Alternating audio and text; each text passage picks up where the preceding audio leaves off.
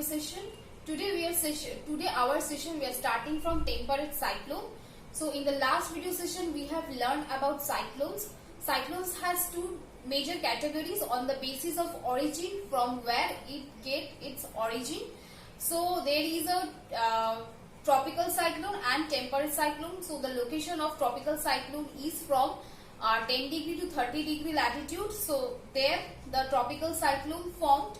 And temperate cyclone, now what is temperate cyclone? These are the cyclones which form in the middle latitude and in the high latitudes. Okay, so the latitudinal extension where temperate cyclones origination is between 35 degree to 60 degree latitude, where we see temperate cyclones, or there is a presence of temperate cyclones.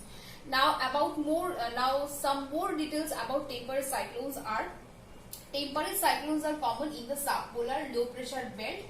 Okay, so in the atmospheric pressure belt we have learned that in the subpolar region, that is 60 to 65 degree, there is a low pressure belt formed. The formation of low pressure belt we already learned in the previous video session.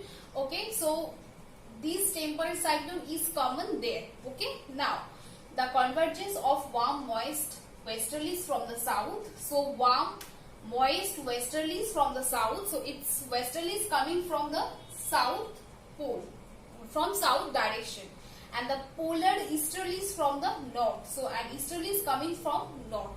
So temperate cyclone formed because of the convergence of two different categories of wind. So these winds are westerlies and the polar winds.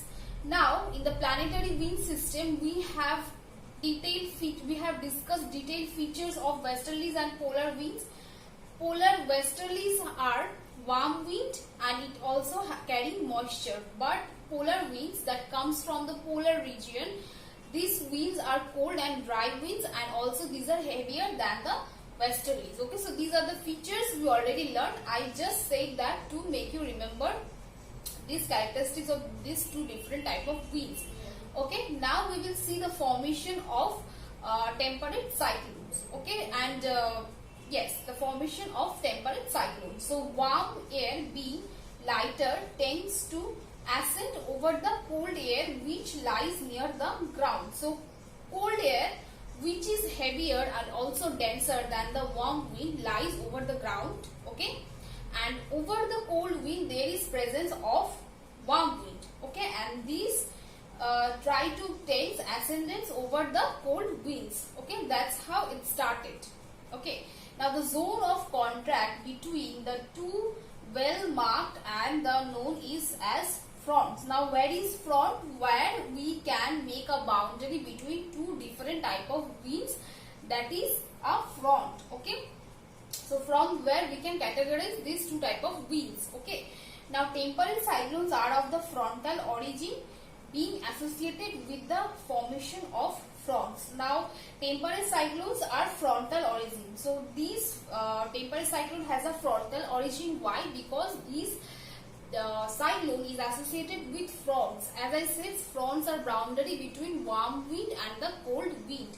Okay, so that is what temperate cyclone is. The location of temperate cyclone is important. We will prepare. Then the formation is important from here.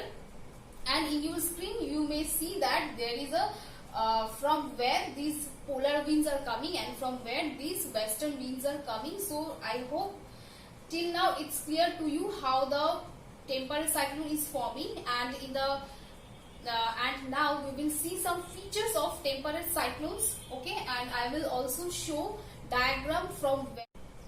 Now we will see some features of temperate cyclone. So these features are: temperate cyclones are much larger than the tropical cyclone. Second feature is these cyclones move eastward in the path of westerlies. So we know that westerlies always blow in the east direction, from the east, always flows from east direction, and according to westerlies, these temperate cyclones situated at the eastward in the path of westerlies. Now speed 30 to 50 km per hour, that's the speed of temperate cyclone, and the season when temperate cyclone is mostly occurred is winter than the summer. So these are the important characteristics of temperate cyclone. If the question asks, write down main features of temperate cyclone, you can add you can write answer from here, from these points also. Okay, so we have learned about the definition, formation and the characteristics of temperate cyclone, and there is a diagram in your textbook from where we will see the formation in a through a diagram. Okay, so this is the diagram I draw here. So this is figure number 13 and 15 from your textbook. Now I will elaborate the formation of temperate cyclone. First of all, there is a 6 phases. Okay, 6 phases of atmosphere through which the whole temperate cyclone's formation is described. Okay, so the first phase, this is the first big phase, this is the first box. So this box is denoting the first phase. And before I elaborate this diagram, I want to say that cold air and warm air is, I denote here between two signs. So cold air, this is the sign of cold air, and this is broken lines are showing. I am showing here warm winds. So and this is the middle line. You can see this middle line is front. So at the first position of weather, the weather is very calm, where cold wind is blowing in its way and warm wind is blowing in its way, and there is a front. Okay, so in front we can divide these two winds. Now in the next phase, what happened, that as cold wind try to get to the area of warm wind, so the front will break and it will be like this. So the horizontal frontal position will be break and it will be like this. Okay, in the third position, what happened, the cold wind give more force to enter in the area of warm wind, so that's why it get more curve, and this is the maximum bend of the front where actually the temperate cyclone occurred. Okay, so this is cold wind and this is warm wind. Okay, and after that, after the temperate cyclone has done here, then in the fifth position, what happened, that it will lose its power, so the cyclone will abolish with times, and the front will take the front will try to get its first position as it was in a horizontal position. So it will be in horizontal position again, and in the sixth position, in the sixth phase, there will be a horizontal frontal line between these two cold wind and warm wind. So these are the 6 phase of temperate cyclones, which is showing the formation of temperate cyclones. Now if there is a question asked in your exam, what are the formation, write down the formation of temperate cyclone, then you will write the formation, then you will draw this diagram to describe your answer. So that's all about the temperate cyclone. I hope the concept of temperate cyclone is clear. Now we'll see anticyclone. So anticyclone are center of high atmospheric pressure. So note this thing, this is a center, there is a center in anticyclone where high atmospheric pressure is there. Okay, now wind diverge or move outward in all direction from the center of anticyclone. So wind blows from the center of anticyclone to outward. So in the inner ward or at the center, it is high pressure. Okay, note this thing, it is high pressure in the center, and from high pressure wind will blow to the outer side to the low pressure area. Okay, now this anticyclone has different flow in different hemisphere. Okay, the circulation of the circulation is clockwise in the hemisphere. So in hemisphere, anticyclone flows in clockwise. Okay, so it is flows in clockwise in northern hemisphere. Okay, remember this thing. Don't mix it up. And anti-clockwise in the southern hemisphere. So it is anti-clockwise direction in the southern hemisphere. Okay. So what happened in anticyclone? In anticyclone there is a center.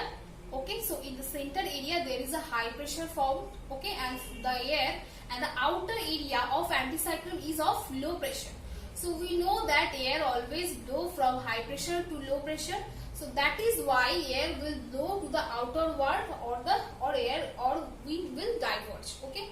Now this is the definition of anticyclone. Now we will see diagram of anticyclone. So in the center, first we will draw the center. This is the center of anticyclone. Okay. As here is high pressure, so I am writing high pressure. Okay. Okay. So this is high pressure area. Now these are the low pressure area. Okay, I am writing here. This is 996 and this isobar has 994 and this region suppose of 990. Okay, so you can see that this is high pressure and this outer area for this is the outer area of the anticyclone is of low pressure. So now it is clear that air will blow from the high pressure to low pressure. So air will blow like this. Okay. I hope this diagram is clear and the definition is clear. While there is a question is asked, if the question is asked what is anticyclone, then we will read this diagram and including the diagram you will read this definition and including this definition there will be a diagram.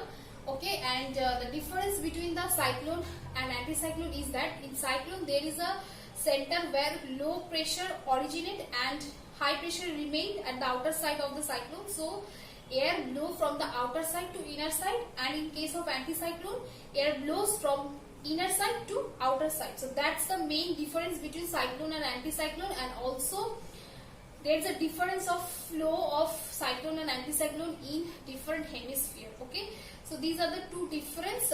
You can prepare these two difference. First of all, you will write definition in the first difference, and the second difference you can write the blow of these cyclones, anticyclones and cyclones in different direction in different hemispheres. Okay, so that's all about the anticyclone.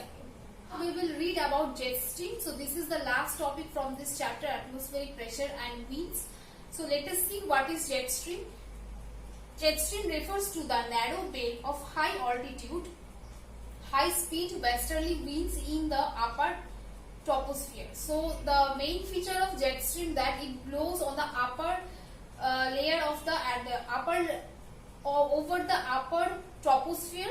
That's the main feature, and it also blows at a high altitude, and this jet stream has high speed. So the speed of jet stream is 250 km per hour.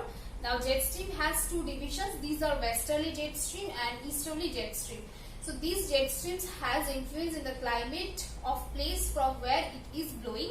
Okay, now we read about the monsoon winds, southwest monsoon winds and northeast monsoon winds.